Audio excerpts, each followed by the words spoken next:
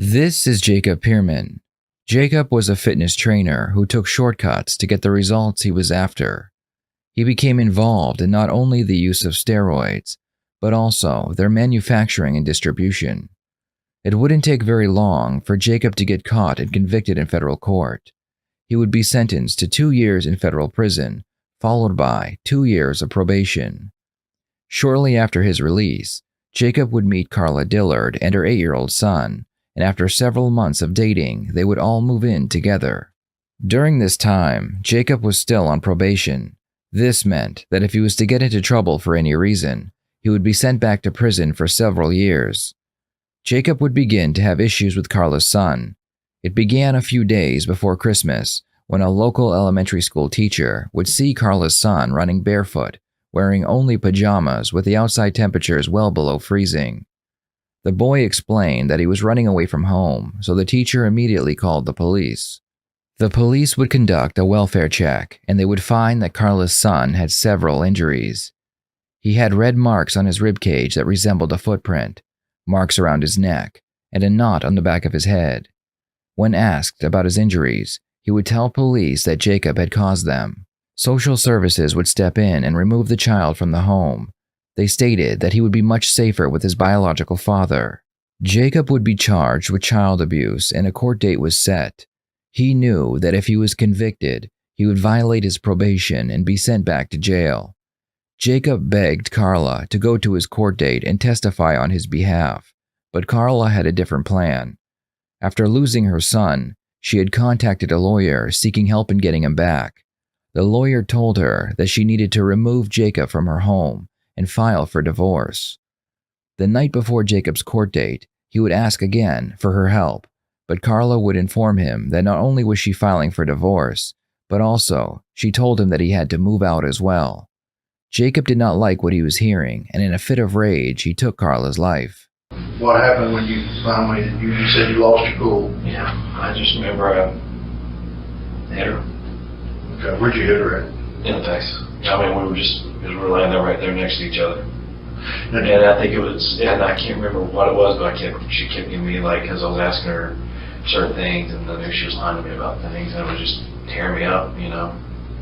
And it was like she much less care, and that's what hurt was when I was like, she's like, I don't need to be worried about you, I need to be worried about getting my son back. And that's when I was hurt. I'm like, I didn't do anything to your son, and I'm the one that's facing whatever consequence that could come from that because of something I didn't do, you know. And I think I just had it. And I just remember hitting her. And You choked her? Yeah. Now, how long do you think you choked her? A long time. Was she unconscious when you got through choking? Yes, sir. Did you check to see if she was okay after that? No, I knew she wasn't. Did you know she was dead by then? Yes, sir. So you knew that you had choked her until she had died? How many times did you strike her? I did once or twice. Once or twice? Was it with me? How did you ever close to No, it? yeah, close to it. Did you have anything in your hand? No, sir. But did you at any time, there was a trash bag laying in the bed? I tried to kill myself, and I was just going to do it with a trash bag. And I didn't have my gun. That's all I wanted. I just wanted to, you know. I've been through so much in life, I just did not care anymore. And I think that's what got to me, my gun being gone. I don't know where it's at. What happened to it? As far as choking her, I mean, did you use both hands? Yes, sir. Were you on top of her? Kind of, and then we kind of went into the floor a little bit. And then I put her back in the bed. Okay, so you didn't go over. Was she deceased when you put her back in the bed? Yes, sir.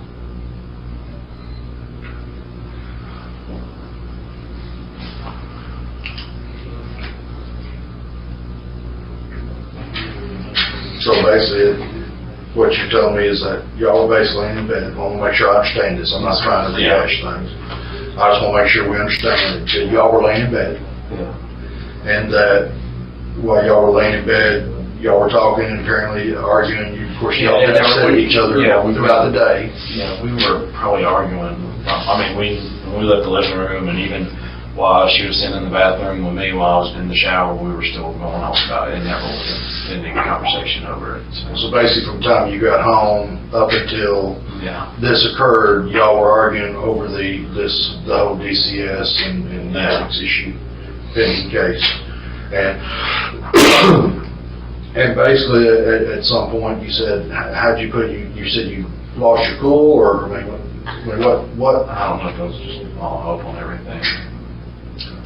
Devastated, hurt. I'm really the one person, I guess, that in my life that I never thought would turn against me no matter what. That would be if everything was gone.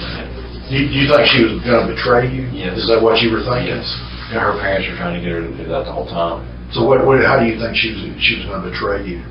She just wasn't going to be there. She was going to be there, and she said she wasn't going to go with either story, which would still hurt me. You know, she knows how I was with him. She wasn't going to go with either story. Like because of what DCS told her, and what some attorney that she talked to apparently told her, that she did not need to be there and I needed to be out of the house immediately if she ever wanted to get her son back. That was exactly what she said DCS told her. And she was worried she'd never get her son back. She was worried if she showed up with me to court today, that it would make her look like a horrible mother. And she was just dead set. Somehow they got that in her head that she'd be a horrible person if she showed up with me in court. That made, and so that's when you... Yeah. Well, we were going on with that, and I can't remember what it was she did exactly, but it was just certain things she was saying. It was just. When you first hit her, were your intentions of hitting her to subdue her to where you could choke her, or? I didn't know. Yeah, we both were. Y'all were still in bed? Yeah. You struck her, hit her twice, you said, believe me. Yeah, and then she started begging me she would do whatever I wanted to do. And then what happened? That's when I started choking her. So she started begging you, she'd do whatever you needed to do, whatever you needed her to do. Mm-hmm. And then you took both your hands, you said? Yes, sir.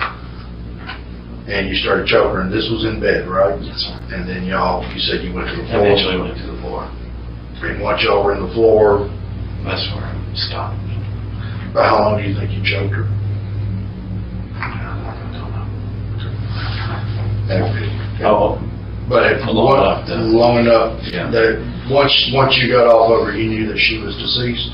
I felt for her pulse rate. You felt her pulse, I listened for her heart. and once you didn't feel the pulse, I laid her back in bed and I laid with her phone.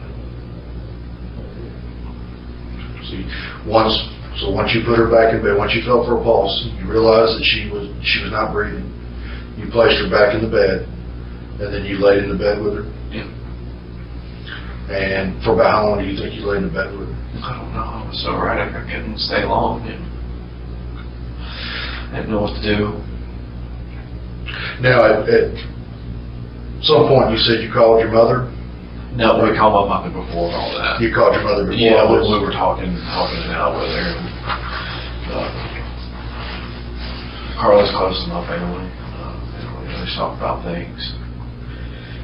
And we called and talked to her.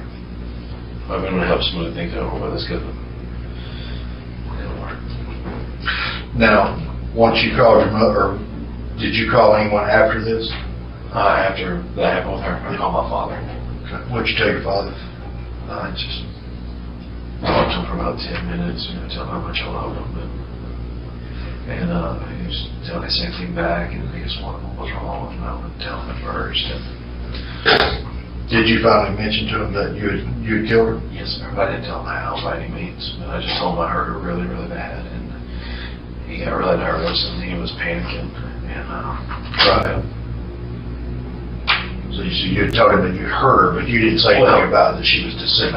I told him that he asked if I killed her. I was like, and So you did answer to him that you did kill her. yes. These scratches on your face and neck, Yes, and underneath your eye. Do you have any other scratches on you? I'm not sure. I think just here, maybe. I guess on his neck, basically. If you have anything on his chest or anything. Jacob, do you mind if you brought me out what you told me here today? That way we have it in your words. Yeah. Okay. Let me get some paper and stuff for you and a pen. Need this one. Sure, want a drink? You need a tissue or anything? Yeah. Tissue. Get some. Sure you don't need. You sure you don't need anything to drink? Jacob would be convicted of first-degree murder and receive life in prison for taking Carla's life. Jacob spent his life taking shortcuts because he wanted to be a winner. When he found out that Carla was going to choose her son over him, he killed her because he could not stand the thought of being a loser. Pearman is accused of murdering his wife Carla on Valentine's Day in 2013 and abusing her then 7-year-old son. New at 5, our Talia Kaplan has the latest from the Rutherford County Courthouse. Today, the defense presented their case to the jury. They argue that Jacob Pearman is depressed, mentally ill, and troubled. How was your relationship with Carla? I loved her. While on the stand, Jacob Pearman's mother Donna and his sister Amy Stevens talked about his relationship with his wife of 3 months. They both testified, saying even after he was charged with child abuse, the couple seemed affectionate. Carla spoke with them about their plans. She was eager and excited to have a baby with Jacob.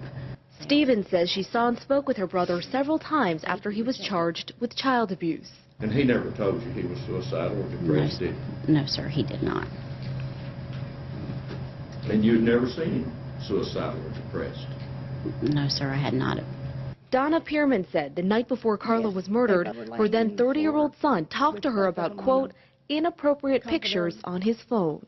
He said, Mom, I've told Carla that that sometimes I have trouble with sex. And he said, Mom, I told her I was raped when I was 5 years old, and Mom, you never talked to me about it. She testified, saying he was allegedly raped by an 8 or 9-year-old neighbor.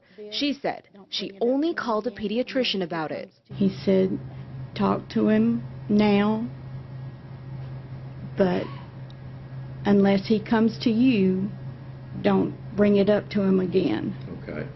And this is the first time that he brought it up to you in 25 years, after Miss Pearman had found inappropriate pictures on his cell phone. Correct? Yes. Thank you for watching. I will see you next time here on the Red Tree Stories YouTube channel.